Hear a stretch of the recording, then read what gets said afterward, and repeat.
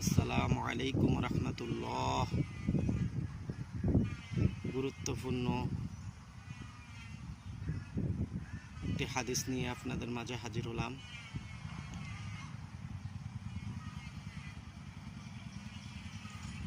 চুরি, ডাকাতি, অন্যের সম্পদ অবৈধভাবে লুট করা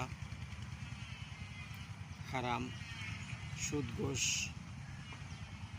অবৈধ লেনদেন করা হারাম। সুদ ঘুষ খাওয়া হারাম। জবাইকৃত পশু আল্লাহর নাম ছাড়া জবাই করিলে হারাম। অন্যের নামে জবাই করিলে হারাম। দর্শন এবং ব্যভিচার করা হারাম। হারাম ভক্ষণকারীর শরীর কখনো জান্নাতে প্রবেশ করিবে না।